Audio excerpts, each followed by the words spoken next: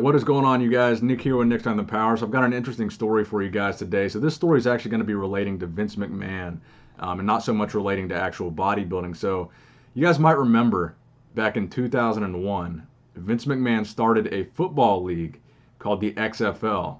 Now the goal of this football league was to become a rival to the NFL.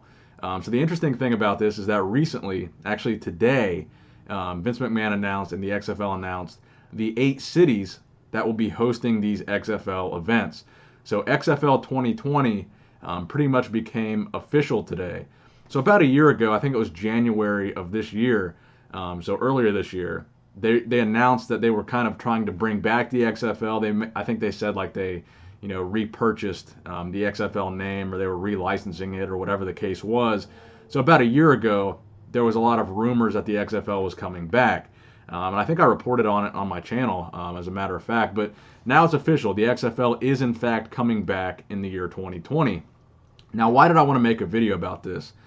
Because the XFL wasn't the only time that Vince McMahon tried to cross over from professional wrestling to another sport or another area of entertainment, you could say. So if you go back to 1991, Vince McMahon started the WBF. So the WBF was the World Bodybuilding Federation, and the WBF was intended to be the rival to the IFBB. He wanted to be a rival to the Weider brothers. He wanted to do bodybuilding different. He wanted to do it better. He wanted to add more production value, more money, more hype, more marketing, more promotion, but more specifically, more drama. And I think that's where he really ruined the WBF. So the WBF would have 2 major championships, the 1991 and 1992 World Bodybuilding Championships. So those 2 years, a bodybuilder named Gary Stridham won the competition both years, so 2 years in a row. And the main reason why I think this wasn't a success, and I'm going to go ahead and play this video for you guys here now, was really they might have overdone the characterization of the bodybuilders. Again, the goal of Vince McMahon here was to make bodybuilding a hybrid between professional wrestling and bodybuilding. He wanted to bring over a lot of the elements that made professional wrestling so successful and incorporate that into professional bodybuilding. I think really that's kind of what turned a lot of people off and didn't really enjoy the WBF. As you can see right now, this is Mike Quinn, one of the bodybuilders for the WBF. Not really in the best shape in this video, but posing and dancing on stage with 2 random girls.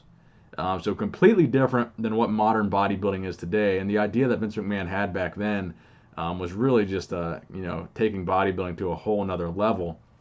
And one of the points that I want to address is, as you can see, this particular bodybuilder, Mike Quinn, clearly wasn't in the best shape at this show. And I think that's another reason why the WBF didn't do well, is because they ended up drug testing. I believe they only drug tested the 92 WBF. They could have drug tested the first one, but I think they only started in 92. And so they drug tested this show. And I think as a result, obviously a lot of these guys were taking steroids or performance enhancing drugs.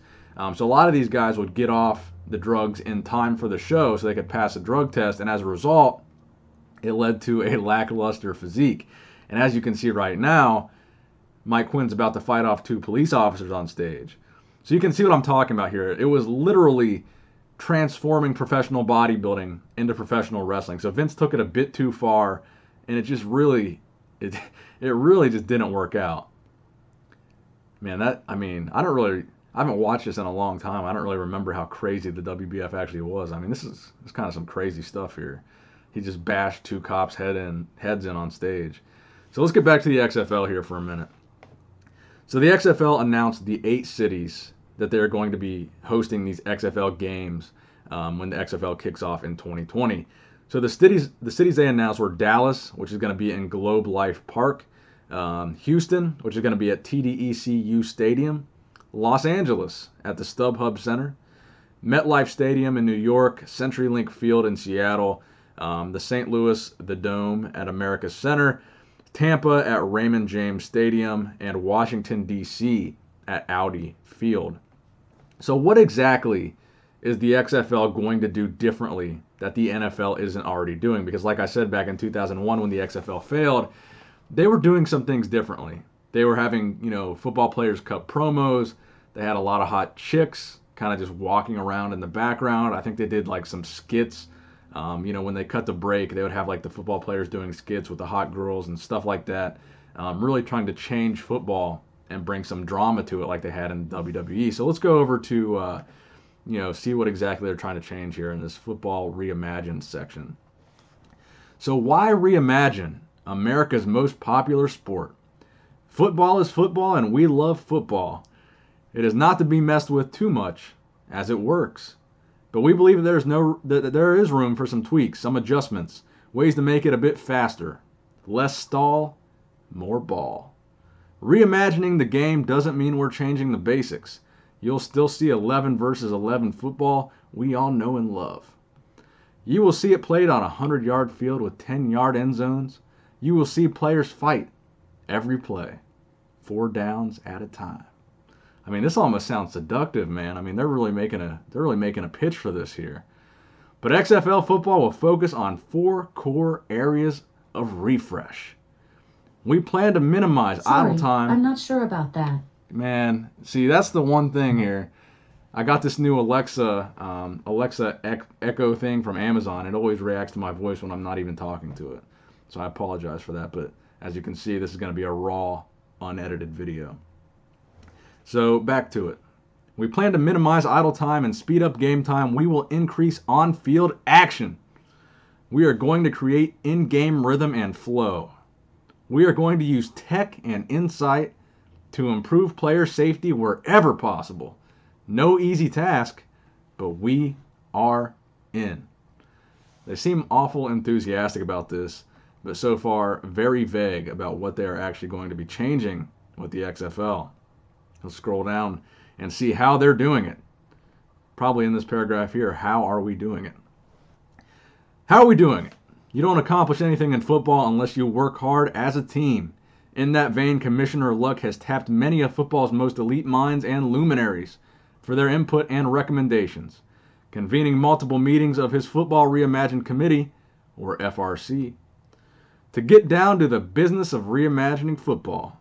We are having conversations with Super Bowl coaches, legendary athletes, and sports medicine and technology brainiacs.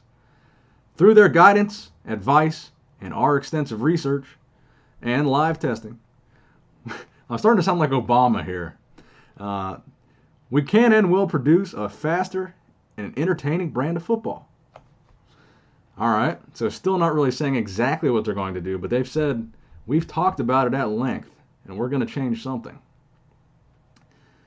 What will the XFL look like when it launches? Faster. Again, with the speed, man. They're really trying to make football faster. They're really trying to push that. So I haven't really seen anything about promos or making it more like pro wrestling or adding entertainment value or adding drama. They're really tending to focus on the overall watch time experience. So they're really emphasizing this faster thing. So let's see where this goes. Faster with more plays, and again, less stall. Fewer interruptions and no gimmicks. Okay, so there we go. No gimmicks. So the complete opposite of what it was last time. For those of you that don't know, gimmicks would be, John Cena's gimmick, Hulk Hogan's gimmick, their character, their shtick, the clothes they wear, the costume, the outfit, the stuff they say. That's what a gimmick is. It's kind of a character, and that's what you see in professional wrestling. So they specifically say no gimmicks here. So I think gimmicks are what ruined the WBF. I think gimmicks are what ruined the original XFL. So thus far, no gimmicks. So far so good. I mean, it's really not looking that bad to me, honestly. So we're sifting through the thousands of suggestions and recommendations we've received from the fans, players, coaches, and experts on the ways to improve the game. Bottom line, every element of the game is under review to see where we can make improvements. We are already field testing each potential change, and if we approve it, you will see it, and if not, it's trash. Man, this is an intense pitch, or maybe I'm just being intense in pitching it. So here's our list of advisors from the NFL: Jim Caldwell, John Fox, Doug Flutie, John Costner, Kevin Guskowicz, Donna Orander. Oh, here we go. A new league made just for fans like you. Find out more. I don't mind if I do. See what we've got here. The movement has started. The future is near. New league, new teams. New story. Starts here. Nation began. Big nose, no bounds. Hot. Hotter. Turn up. Sound. Glamour. Grit. Okay, so a bunch of random words here so far. Nothing about football. Returns home. 8 hungry cities. Less of the same. Doing it different. Reimagining the game. I wonder if they intended that to rhyme. How long is this video? 54 seconds? They're not even saying what they're doing different here. Yell, scream, football reborn. This is the XFL. Alright, that was kind of a lazy promo. I'll just post it on YouTube. I kind of want to see the likes and dislikes on this. Alright, first let's go ahead and hit them with a subscribe. I want to see what's going on. Actually, not too bad. 44 likes, 5 dislikes. 10%. Alright, man. So honestly, hey, wait a minute. I think that might be my video right there. Oh, no, it's not. So anyway, the XFL. It's coming back in 2020. It's official. It became official today. It doesn't seem like they're changing a whole lot compared to last time, so maybe it'll be more successful this time around. But let me know in the comment section below what you guys think. Do you think the XFL is going to actually be successful this time, or do you think it's going to fail miserably? Thank you guys for watching the video. I hope you enjoyed this newer style of video, and please give it a thumbs up if you enjoyed it. Nick Strength and Power, signing out.